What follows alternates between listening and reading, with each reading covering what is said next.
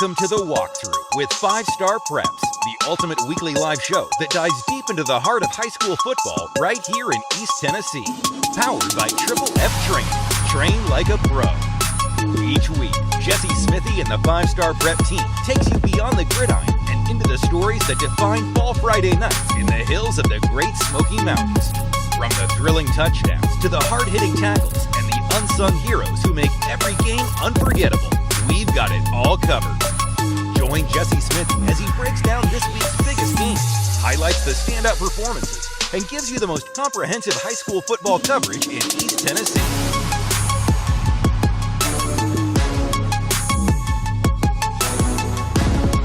Now, catch us live on The Walk Thru, presented by Triple F Training. Good evening, everyone, and welcome into week one of the Walk Thru. I'm Paige Dauer alongside 5-Star Preps Jesse Smithey.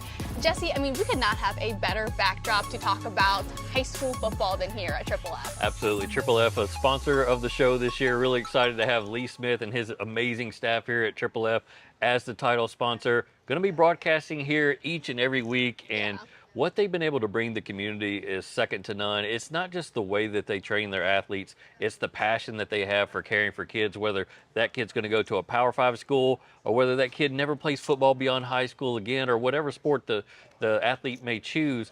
And like here tonight, they have a Bible study. They have kids coming in for that, pizza parties. They have families here all the time celebrating things. And so when you have a business like that that cares about the community, we want to partner with them, and so it just makes this a natural connection for us. And I think part of the deal is you'd have to go over there and do pull-ups at the end of every episode. I would probably get 2 in, if at most. One more each week. But yeah, just being here just makes you energized, and that's what Lee Smith does. He's all about energy and passion, and played in the NFL for such a long time. He's a Powell alum, and I've gotten to know a lot of his staff through just various things that we do with Triple F, and the science that they have behind bringing these athletes about to maximize their potential. Again, second to none. Highly recommend any parent out there, if you're looking for a place to train your kid, I guarantee you will love Triple F. And we'll also get to his school pal later in the show, but absolutely. I do want us to first start with the preseason top 12 teams. Of course, it's starting with Jefferson County. You got them in there sneaking in at 12. What about that program has you wanting them to be on people's radar? Well, they had such a great year in 2023. They won their first playoff game in 20 years. And that's a huge, huge deal for Jefferson County. It's a proud program, had its heydays back in the mid-'80s, and they're wanting to get back to that. Well, they graduated a really special running back, and there's some other key seniors that left as well. So that's why I kind of had them on the periphery right there at number 12. Bring back quarterback play. Of course, they have Nick Moore, who's going to Tennessee. Everybody knows him, offensive lineman. So there's just some young guys that I want to see prove themselves in 6A before we maybe move them into the top 10. And of course, there's nothing like winning there's nothing but winning that can continue to have this program continue to get better and give you that momentum into next year. Last season was their first 10-win season since 2003. Yeah, and Spencer Riley's a guy that knows how to get the best out of those kids, and they're going to run the football, they're going to play physical football, and that's what works in 6A. But again, there's just some new components. I think early in the season they'll be tested, and we'll get to see them in the playoffs again. Yeah, the other team on the outside looking in is Anderson County. The Maps, they've been a little bit on an up and down the last few years when you look at the tier that they play in, right? It hasn't been any crazy up or downs. But where do you see them projecting this season? So the question mark within is, how is Landon Hensley going to transition in at quarterback? He was a quarterback at Campbell County for the last few years, putting up prodigious numbers, and he transfers in, and by all accounts, he's doing extremely well. But there's still some newness to it all, and a lot of expectations on Anderson County football that maybe he didn't have as high of expectations at Campbell County. Yes, they still like to win there, but it's a different brand of football and different level of expectations at Anderson County. And so, again, they lost a big-time wide receiver. They lost a big-time running back. So I still think... They have Waylon LaRue, though, back. Waylon LaRue is back. 4.4 speed. These guys at Triple F have timed him on laser at 4.41. That's incredible. And so a lot of kids like to say, yeah, I have 4.4 speed. Well, but do you no, really? You don't. Waylon LaRue does, and they're excited about him and the home run possibility that he brings. But again, I'm going to be a much more wait-and-see approach with Anderson County. They have a brutal schedule. And that's kind of why I have them a little bit outside the top 10 right now. Yeah, top 10 right now, Sevier County, the Smoky Bears. They have plenty to be excited about this season. Absolutely, and it starts with Cooper Newman, their quarterback, sophomore. came in as a freshman last year, led them to 10 wins, led them to a region championship, and a second round, I believe, playoff appearance with Sevier County. Now what can you do next? He's gotten an offer from Virginia Tech. Again, expectations that you're dealing with as a high school kid. He has Tegan Avera to run the football, who transferred in from Gatlinburg-Pittman. And he is such a talent. Yeah, such a talent. Ran for 1,800 yards, I believe, a year ago for Gatlinburg-Pittman. They have wide receivers. They have big linemen. So all the pieces are in place for Sevier County. The reason I kind of have them number 10, 5A is super deep in East Tennessee. Deep, yes. And so it's hard to maybe push them ahead of some other teams that we're used to seeing in the quarterfinals or semifinals. And you mentioned a little bit on defense too. You have, I think, Bryson Hendrick, right? He had 12 interceptions a year ago. Yeah. How important will that talent on defense be for this team? Yeah, I don't think anybody's expecting Bryson to come in and intercept 12 or 15. Right. But he's a really good defensive back to kind of lead that kind of last line of defense in Sevier County's defense. He was our underclassman of the year on defense, 4 5-star preps a year ago. You look at him, okay, that's not an SEC cornerback, but he knows how to play the game. He breaks down film, and you can see that when he plays. Just he knows where to be at all times. Number 9, Bearden. I mean, the season they had a season ago. Yeah. Obviously, a lot of moving parts this season, especially at the quarterback position. Talk to me a little bit maybe about that dynamic with Drew Parrott going back over to wide receiver this year. Yeah, we're still learning about it a little bit, and Drew Parrott had been the quarterback the last few years at Bearden, and here comes DJ Hunter. He's 6'2", he's 190 pounds. Virginia Tech has offered him as well. Just comes from Mississippi. Yeah, like it's comes a from picture, Mississippi. He's a dynamic playmaker, and with Drew, they can move him out to wide receiver. They can jet sweep him. They can run football with him out of the backfield when they need to. He can Some return trick kicks. plays maybe. Yeah, and so it's a lot to do with him. It really opens up the possibilities for Bearden's playbook, and Drew Parrott's just the ultimate competitor and great kid, and he's handled it all in stride. But Bearden, number 9, people say, well, you're kind of sleeping on Bearden a little bit. Well, they lost Brody Smith, big lineman, transferred to Maryville. They lost Chaz Smith, the defensive back, who's Power 5 offers galore. He transferred down to McCallie. So some big guys left, and so we kind of moved them back just a little bit and kind of see what they can do. And maybe one team that a lot of people don't know about because they're a little further out, it's Greenville. What do people need to know about Greenville sitting at your number 8? Yeah, new quarterback coming in, Caden Ball, and we got to see him play just a little bit already in the preseason. Looks very, very good, very polished, a coach's son. Carson Quillen at running back. He's a guy that's going to go play baseball at Virginia Tech. So many Virginia Techs. What's going on in Knoxville? But I mean, that guy is just a winner. He's won state championships for Greenville baseball. He's an all-state football player. It's just he's one of those guys that's wired differently than his peers, much more mature than most around him. And so they're going to go as he goes at running back, and he's an all-purpose back. But we saw Zayden Anderson in our jamboree, the 5-star preps jamboree, take one to the house for the second year in a row. You're talking about blazing speed, a track athlete for Greenville who has evolved into a really good football player. So Eddie Spradlin, the head coach there, they play a tough brand of defense, always going to play hard defense. That's what he was as a defensive coordinator for so many years. But they have the offense to match with that, and it's going to be special in 4A. Yeah, another team that I think a lot of people are just eager to see get back to where they've been is Oak Ridge. They had 9 wins a season ago, made it to the 3rd round. It's a team that they're just itching and they are hungry to get back to what they were at. Yeah, very motivated team. They're not used to losing in the playoffs that early or losing to Clinton, their arch rival in the playoffs. And a lot of people are still kind of burnt about that and motivated by it. So another program that's lost a lot of key members to graduation, 3 or 4 guys that'll play college football somewhere from Oak Ridge off that roster a year ago. But Blaine Stansberry at quarterback, one of the most exciting quarterbacks around. I love watching him play.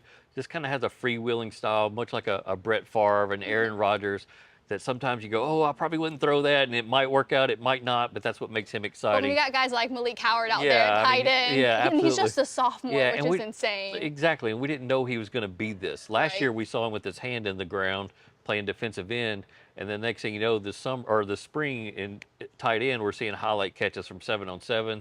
Then all the offers start coming in. So we still haven't seen on the field Malik Howard what he can produce at tight end. Yeah, the 7-on-7 looks great, but those are 7-on-7. So I'm looking forward to that. I think it's going to be fun. Yeah, absolutely. Our next one is Powell, who, of course, here at Triple F. Powell, they had such a great year a few seasons ago, but they have their best 1-2 punch in Deuce Rogers and Connor Wheeler coming back, and they're rushing touchdowns at 17 and 15 respectively, which is just insane. The dual threat of Deuce Rogers. Yeah, we want to see that passing evolve a little bit more, and that's what I talked with Matt Lowe about at Media Day is Deuce Rogers made so many great plays with his legs, great stiff arms, Oh, yeah. and everything else. But this next evolution, part of the evolution of Powell quarterbacks, and whether it's Jordan Potts or any of the quarterbacks of the past that can run the football so well, they have to develop that passing sense, and I think that's what we're going to see this year out of Deuce Rogers. If it's great, if it's 60 to 65%, you got to look out for Powell. They're going to be super dangerous. Yeah. Question marks maybe on defense. What have you been hearing from the coaches there and maybe the guys that they've lost to graduation? Yeah, I mean, they did lose a few, but they still have Cardell Thomas up on the defensive line, had 12 sacks a year ago. Their secondary is really underrated. Connor Wheeler will be back there. And there's some really young players that maybe a lot of people don't know their name just yet, but I know Matt Lowe is very excited about it. He told me at Media Day. So we're going to, again, wait and see approach. They got a big game here in week 1 we'll talk about later in the show. And if they get a win in that one, you could really snowball into much, much more. And probably a team that doesn't have players that play both ways better than, it's Webb. You got Shavar Young coming back. He's the number 184 player in the country, number 6 in Tennessee, committed to Clemson. It is what the team says, a blessing to have Shavar Young back on that team at wide receiver and defensive back. Absolutely, especially when you're going through a quarterback change, which they are. Jack Wagner moves on, and then Cruz Cunningham comes in now to be the starting quarterback at Webb, and a guy that knows what he's doing, but to have that type of weaponry out there on the periphery of your offense is such a huge asset to have for him. And Gregory Tate at wide receiver has really evolved into one of the area's better wide receivers. They're going to have some guys that can run the football, and then Shavar, like you mentioned, going to be playing on both sides of the field. And that secondary of Webb is very, very good. So I like their chances this year in D2. Yeah, it's actually kind of insane what he was able to do at Brentwood. But I want to continue to move our list down. At number 4, we have West, which I was surprised to see West down here. But of course, you realize how much talent they've lost. They've got over 100 people in the locker room, but not all of them are going to see the field. Maybe what made you put them at 4 and not inside the top 3? Yeah, well, I mean, they've won back-to-back state championships, but again, the heavy losses to graduation off of both of those championship teams lets me know that, hey, there's going to be a lot of new faces this time around. Last year, they still had some holdover from that 2022 championship team, some great leaders that you could say, well, I could see them possibly winning state. Now it's just a whole new cast almost. So great talent, but as I've said before, with what Lamar Brown and that community have built, it's all working together right now, and it's to a point where every year we should expect them to be a top 5 team in 5-star preps coverage area contending for state championships. Our next one is Catholic. They were 7-6 a year ago, finished in the semifinals, but they have a lot of like conversation going around, a lot of buzz going around this program heading into the season. Absolutely, and a lot of that starts with Tyreek King at wide receiver, a 1,000-yard receiver a year ago. He's being offered by Power 5 teams all over the country. I haven't seen anybody stop him in preseason scrimmages, 7-on-7, spring games, whatever. One of the most electric players in the state. Still waiting for Jaden Neal, their quarterback, to get healthy. He had an off-season surgery on his foot, and I think we're getting very, very close to that. They're taking every kind of precautionary measure with him to make sure that they don't re-injure him and that he's there for the back end of that season when they're trying to make a playoff push. So now we're like, oh, who's number 2, who's number 1? I'm a little interested in why Alcoa is 2, Maryville is 1. I probably would have at least flipped them, or at least maybe had Bearden a little higher, Maryville a little lower. Why Alcoa 2, Maryville 1? What I've seen out of Maryville this preseason made me think Maryville is back. And it hasn't been that long since they won a state championship. It was 2019, but last year was so atypical. We're used to Maryville at least being in the semifinals. Yeah, 1999. Every single year. And so they had injuries, they had guys transfer and leave the program, and Maryville looks like Maryville again. Their offensive line probably averages 6'3", 6'4", 280. Wow. They have they have length? Yeah, they have length. They have a returning quarterback. They have a returning running back. Their wide receivers look good again. Their linebacking core is unreal. And again, the secondary is always going to be solid and well coached out there at Maryville. So they beat Alcoa a year ago. Remember that. Even though Alcoa went on, no one wants to remember even that. though everything was going wrong with Maryville, they still found a way to beat Alcoa, and they just look more like a 6A football championship contender now. And so I'm just kind of reading the tea leaves there. I think Maryville's going to have an unbelievable year. Yeah, and then if we circle back to 2, obviously Alcoa 9-peating at the state championship. They've got Eli Owens, Eli Graff back. Yep.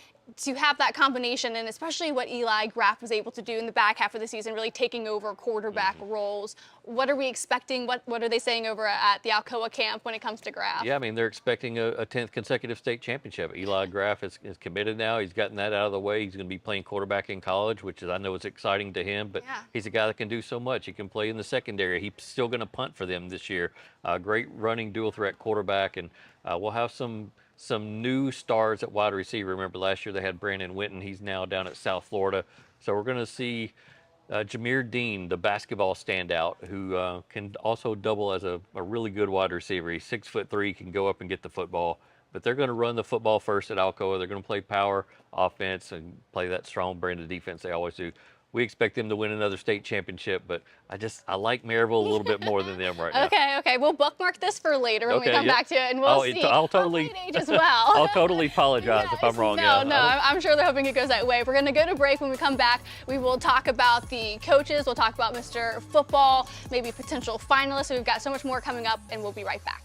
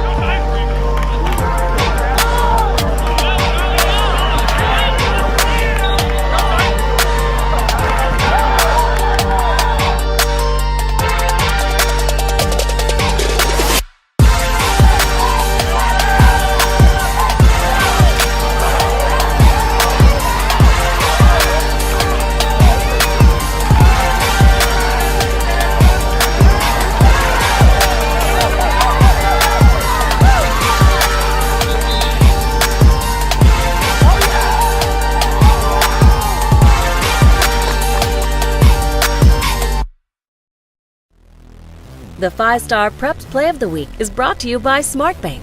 Play smart. Bank smart. SmartBank. For more information, visit smartbank.com.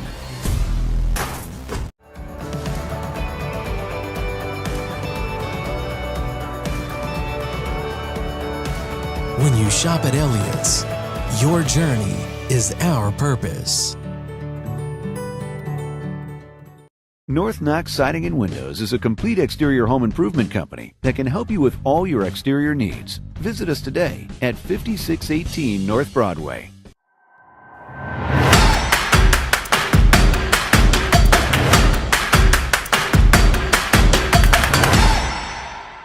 Welcome back to the Walk Thru presented by Triple F. Jesse Smithey, Paige Dauer. We just went through the preseason top 12.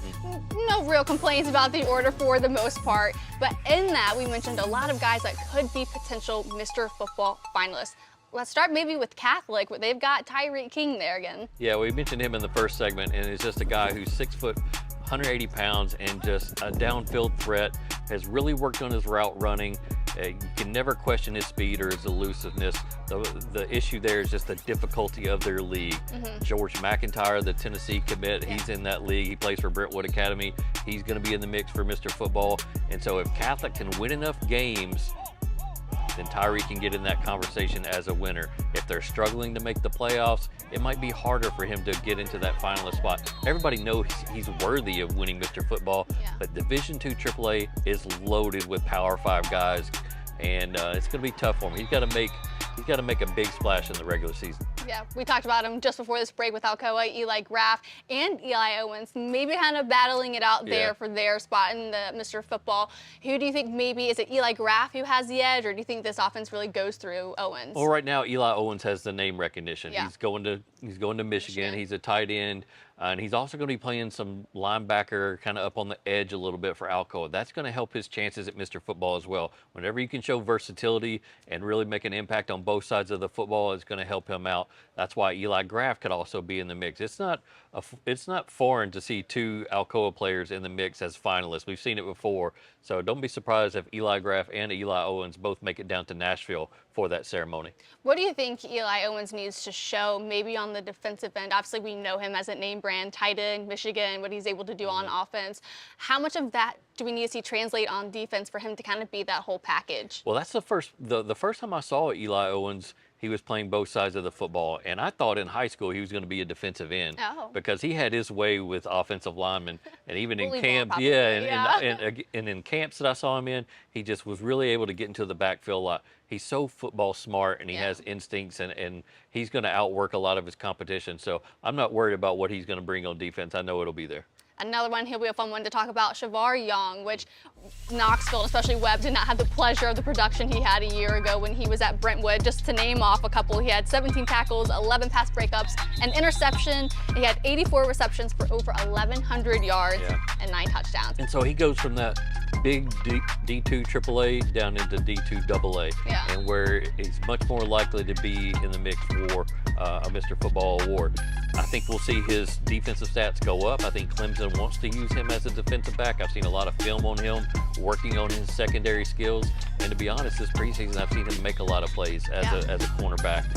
So I think he'll still have a nice highlight the other night. Yeah, I still think in the regular season he's going to have somewhere 800 to 1,000 yards receiving, but I think you'll see those interceptions, those tackles go way up for him. How much more elite do you think Webb becomes by having Shavar Young back in the mix? Yeah, I mean, it's huge. They become instant, like, semifinal type contenders where they graduated Marquise Barrett, who went to Vanderbilt. He was their 1,000-yard receiver a year ago. And so for a while, we didn't know what Webb would have. And so insert Shavar Young, and all of a sudden, again, they become big-time contenders in D2 AA. How much of an impact for him to be that dual threat on offense and defense, and then the impact he has on the overall team, right? We talked about Eli Owens being able to do it on both, but you mentioned that having Shavar Young kind of makes them that semi-finalist type of team. How much do you think that plays into his candidacy for Mr. Football. Yeah, very much so. Again, the more versatility you show and the more you can impress the Mr. Football committee, the better. And so with him dropping down a level in classification, they want to see a big impact, a big splash. If you drop off in numbers, then what happened? You had 1,000 yards receiving at Brentwood Academy. Why are your numbers down? Yeah. So he should definitely have the season that he's supposed to have, barring injury, of course.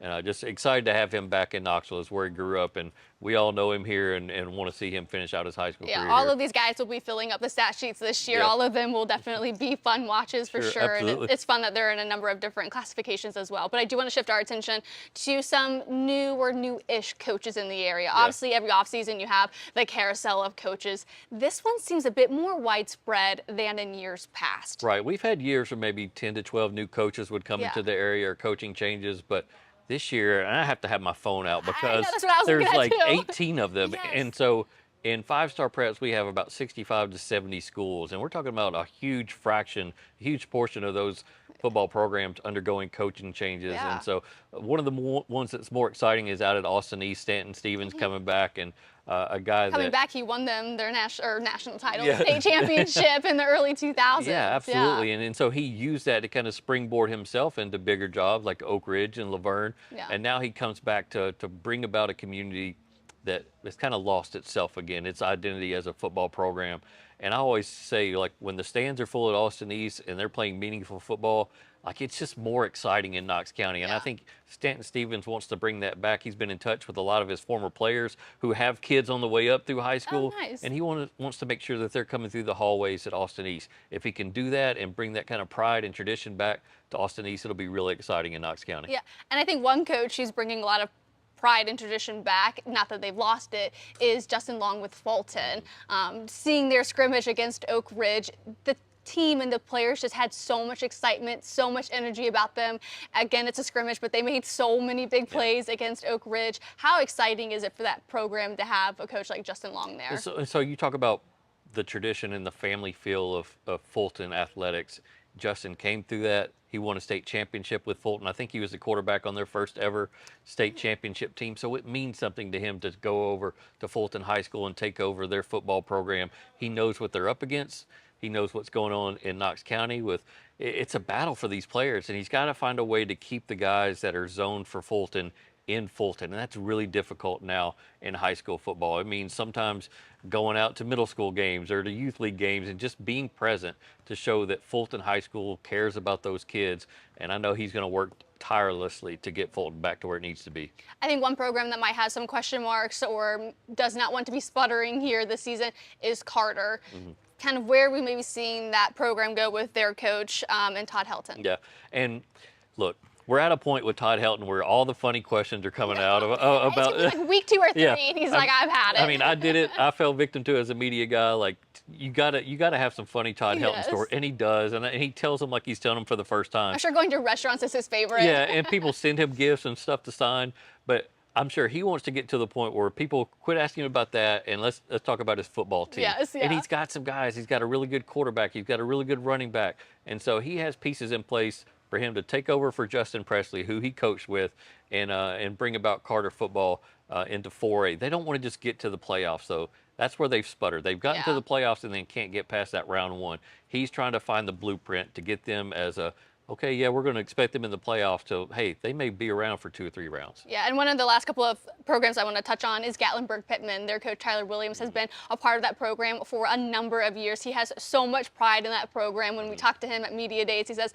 I would love to finish my career here. And I think the kids are really buying into that mentality, too. When you come into a program that has so much stability already, how encouraging is that for the program for them to then just build on that? Well, any coach that's come through Gatlinburg-Pittman talks about the community support that they get there, and Yeah. that's not a shock. I mean, it's always been that case, whether it's Benny Hammonds or what have you. So he's getting that feel now, but what they're going through is losing 2 guys to Power 5 football. Oh, yeah. 3A teams aren't used to sending that many guys, 2 guys to Power 5 football.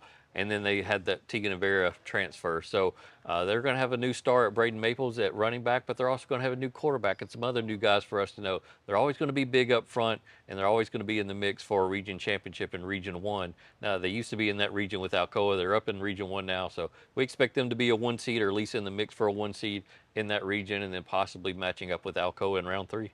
one program that's maybe struggling to find its footing because it's such a brand new program, Hardin Valley. They started out very strong last year, winning, I think, their first 3 or 4 games. Right. Now they have their new coach, I believe, Tyler Wynn. Yeah. What are we seeing with that program? What's maybe the conversations around it? Love talking with Tyler Wynn. That's the first thing I noticed when I interviewed him about taking over at Hardin Valley. He knew he was going to get the question like, hey, you're coming from out of state. Do you know what Hardin Valley is going through right now? Do you know the region that they're in? And Bearden's doing what they're doing. Maryville's doing what they've always done. But he has ties to East Tennessee. He knew full well what he was getting into at Hardin Valley. He didn't back away from it at all. He came from Georgia where they play some big-time football down there. I mean, he went up against some massive programs with big talent. He's not afraid to match up with big teams and big programs. And so that's the type of mentality you have to go in to a job like Hardin Valley and not be scared and say, hey, we're going to build this from the ground up. It might take 3 to 5 years, but I'm the guy to do it. And I think that's the right mentality. So that's the big takeaway with Tyler Wynn. Yeah, one other program is Concord. Steve Matthews, you all had a chance to sit down and speak with him. Anything you want to add before we get to that interview? No, it was weird seeing Steve in different uniforms, but I really love the uniforms that Concord has. You'll see that in the conversation we had with Steve Matthews. Steve, first off, the uniforms look pretty good. Yeah, I love the uniforms. We went with Battle. I don't think anybody in the state has Battle, so we went with Battle uniforms, and I think they look great. Yeah, got a gunmetal look, and I mean, just a different kind of vibe from y'all's team.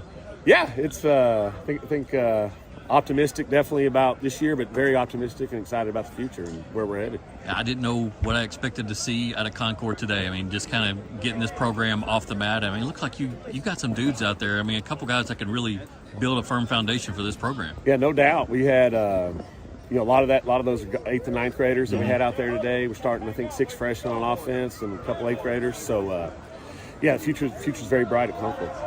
Travis Cosart's a name that I learned about 4 years ago in the Tennessee-Kentucky Futures All-Star game, and here he is with you. What's he going to bring to this football team this year? He's mature. He has that maturity. Most of our guys are still young, but mature guy. He's got obviously got the build, and I've been very proud of him. When I felt like when I first got there, he was kind of hit and miss, but I've challenged him, and he's accepted the challenge. And I think he's a young man that football career can continue, and that's one thing I love doing, and I'm confident it's going to happen for him.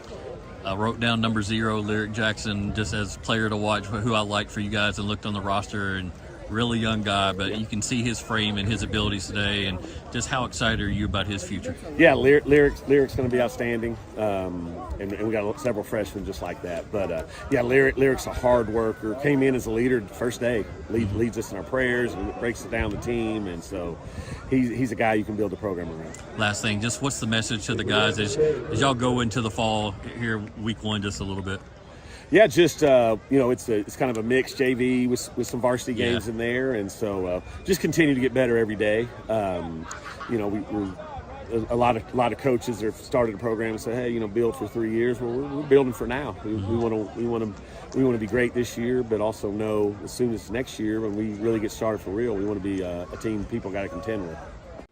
Well, that was a good conversation with Steve Matthews. What I think maybe a lot of people don't know is that they're in their infancy of a football program. How are they attacking this first year, competing against other teams when they're just trying to fill the roster? Yeah, I mean, the surprising thing, we talked about it in that conversation, was some of the athletes they had out there kind of raise your eyebrows a little bit and go, okay, I didn't know they're going to have some dudes in year one, but they got 5 varsity games. They're going to have some JV games as well. So not fully there yet as a program, still working on building facilities and everything like that. But you can sense the passion in Steve Matthews and just the fun and excitement they're bringing. We talked about the uniforms that they had out there that nobody else has. Yes. And so just a fun kind of fresh start for Steve Matthews out of Concord. Excited to see what he can do. Absolutely. And as we go to our next break, here's some highlights from their jamboree, participating in all that they can as they get ready for their first season. We'll be right back.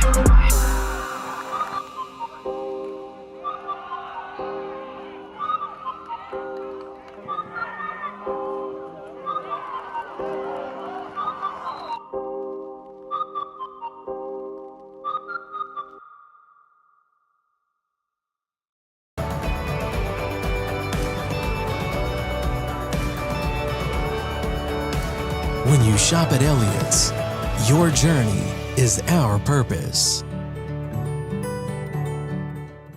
North Knox Siding and Windows is a complete exterior home improvement company that can help you with all your exterior needs. Visit us today at 5618 North Broadway.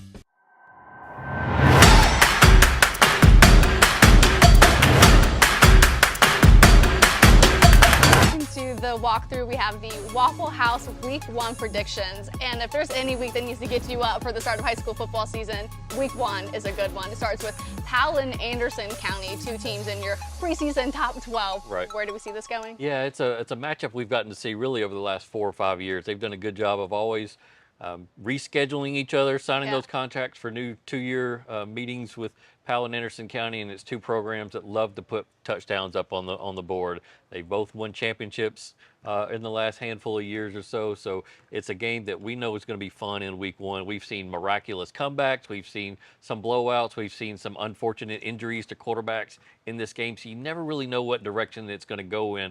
We talked about Anderson County breaking in a new quarterback, and Powell's going to get after him defensively.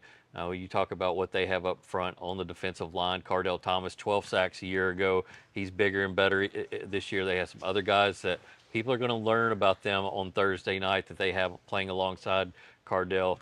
Linebacker is really good. Again, the secondary is where Powell's strength lies to me defensively. And, of course, with Anderson County throwing the football so much, it might play into Powell's hands just a little bit.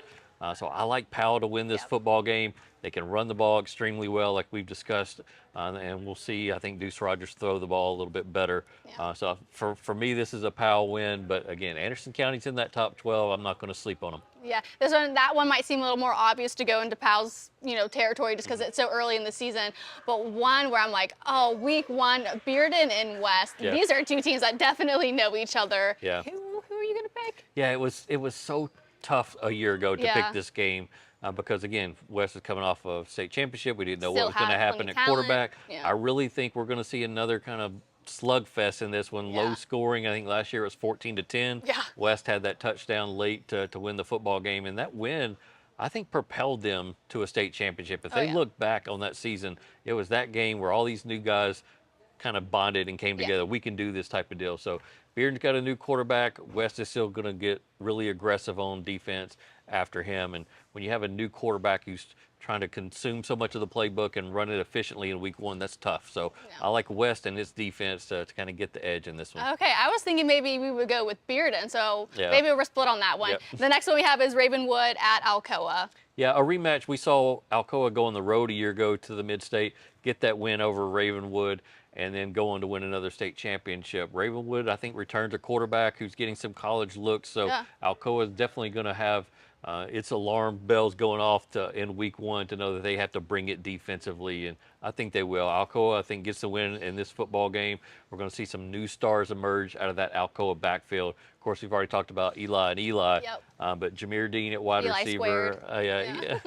Jameer Dean, I think, is going to have a big game, and it's kind of a breakout game. People know him as a football player after week one. Yeah, the other one is South Pittsburgh and Oliver Springs, and Oliver Springs made quite a bit of noise a season ago. They did, and they beat their rival Coalfield to move on to that state semifinal game against South Pittsburgh, and that did not go well for them in that game. They're not used to being in that semifinal round, and South Pittsburgh is just synonymous with winning state championships in 1A football. So this is an opportunity. I put this down. I'm going to pick South Pittsburgh because they're South Pittsburgh. Sure. But I wanted to talk about this game just to see what steps Oliver Springs made in possibly closing that gap. Because they may play South Pittsburgh again in the semifinals, and a lot of talent returning for Oliver Springs, a lot of expectations on that team this year. What gives South Pittsburgh the edge in this game? Yeah, it's just the athletes that they have, and that same mentality that Alcoa has, that same mentality that Oakland has, or Maryville. They believe they're going to win. They believe they're superior in their classification, and a lot of times that matters. Yeah, our next one is Fulton at Central.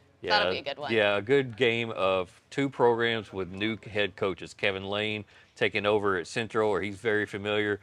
Justin Long at Fulton.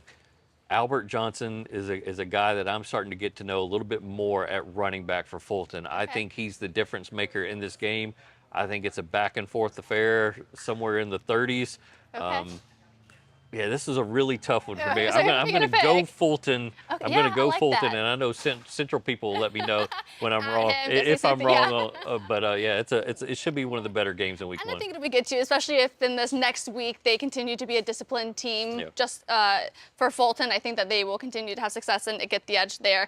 And a rival, everyone loves it. Everyone gets up for it. It's our bonus prediction. Mo East, Mo West. Who are we taking? Yeah, I'm probably going with Mo West in this one. Morristown East had a really difficult year a year ago, and Dallas Kirkendall, their new coach, he's not new, he's new a year ago, slowly kind of building that roster to be what he wants it to be. But I think Morristown West just a little bit more advanced on where they are as a program than Morristown East at this point.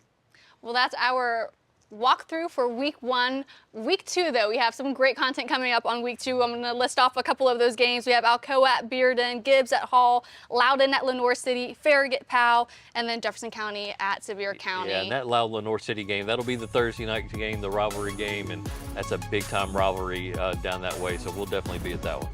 Yeah. Well, thank you all for joining us for week 1 of the walkthrough presented by Triple F. As you see, this beautiful setup and drop that we have here for our walkthrough episode. We will see you all next week.